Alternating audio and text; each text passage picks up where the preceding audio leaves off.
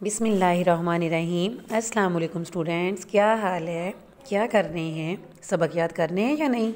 मैं उम्मीद करती हूँ कि कर रहे होंगे। अच्छे बच्चे हैं आप, ठीक है? तो बेटे अब हम आते हैं अपने लेक्चर की तरफ। आज हम पढ़ेंगे सबक नंबर 9, आज़ादी एक नेमत है। सबक नंबर 9, आज़ादी एक नेमत है। बेटे ये है हमारा सबक number 9, lecture number 8। Lecture number 8, आज़ादी एक नेमत है। अब हम इसकी रीडिंग करते हैं। किसी जंगल के करीब एक भेड़िए और कुत्ते की मुलाकात हो गई।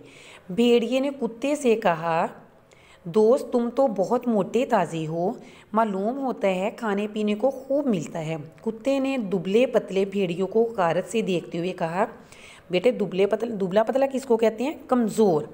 हकारत उसको कम समझना, हकीर समझना। हकारत से देखते हुए कहा, हाँ मेरे लिए तो खुराक की कोई कमी नहीं, लेकिन तुम क्यों इतने कमज़ोर हो? भेड़िया ठंडी सांस भरकर बोला, क्या बताऊं, सुबह से शाम तक शिकार की तलाश में फिरता रहता हूँ, तब कहीं जाकर कुछ खाने को मिलता है। मुझे तो कभी पेट भर के खाना नसीब ही नहीं हुआ। कुत्ते ने कहा, तुम्हें भी मेरी तरह ज़िंदगी गुजारनी चाहिए, फिर खाने पीने की कोई कमी नहीं रहेगी।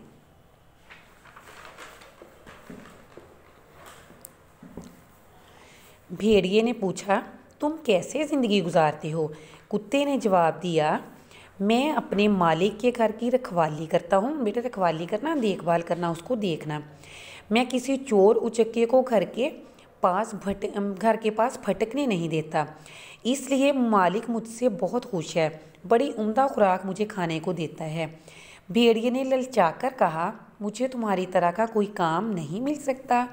कुत्ता बोला, क्यों नहीं, तुम मेरे साथ चलो, मेरा मालिक तुम्हें भी रख लेगा, इसका घर बहुत बड़ा है। भेड़िए ने कहा, चलो ठीक है, दोनों मिलके इसके घर की हिफाजत किया करेंगे। कुत्ता बोला, तो फिर आओ चलो मेरे साथ। चलते चलते भेड़िए की नज़र कुत्ते की गर्दन पर पड़ी। उसकी गर्दन के गिर्द निशान सा पड़ा हुआ था। उसने पूछा, दोस्त तुम्हारी गर्दन के बाल कैसे झड़ गए? कुत्ता बोला, ओ ये तो पट्टे का निशान है, मेरी गर्दन में पटा पड़ा होता है, इस रगड़ की वजह से यहाँ के बाल उखड़ गए हैं। पटा? कैसा पटा? भेड़िए ने चौंक कर पूछा। बात यह है कि मेरा मालिक जब चाहता है कि मैं घर से ना निकलूं, तो मेरे गले में पटा डालकर जंजीर से बांध देता है। कुत्ते ने जवाब दिया। भेड़िया ठिठक गया और बोला, ना बाबा ना, मुझे ऐसी उम्दा खुराक नहीं चाहिए जिसके बदले आज़ादी छीन जाए और गले में ग़ुलामी का पटा पड़ जाए। ऐसी ज़िंदगी तुम्ही को मुबारक हो, मुझे तो खाने से ज़्यादा अपनी आज़ादी प्यारी है। उसने ये कहा और जंगल की तरफ भाग गया। बेटा अब इसके इमला के अल्फाज आपने अंडरलाइन करने हैं। आज़ादी, नेमत, मुलाकात, हकारत, ज़िंदगी, रखवाली, खुरा उम्दा, ललचा, उसके बाद हिफाजत के बाद बेटे करें आप, बाल उखड़ गए, ठिठक कर, हैरान होकर, हैरत से, उम्दा, ग़ुलामी।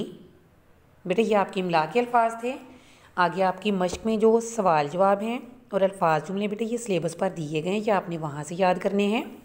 और मुश्किल अल्फाज के मायने, अल्फाज मायने, दुबला पतला, कमज़ोर, गम, परेशानी, ठिठक जाना, हैरत या खौफ से रुक जाना, पास फटकने ना देना, करीब ना आने देना। बेटे ये लेक्चर हमारा ख़त्म होता है, लेक्चर नंबर 8। कल मिलेंगे इंशाल्लाह लेक्चर नंबर 9 के साथ। तब तक के लिए इजाज़त चाहती हूँ। अल्लाह हाफ़िज़।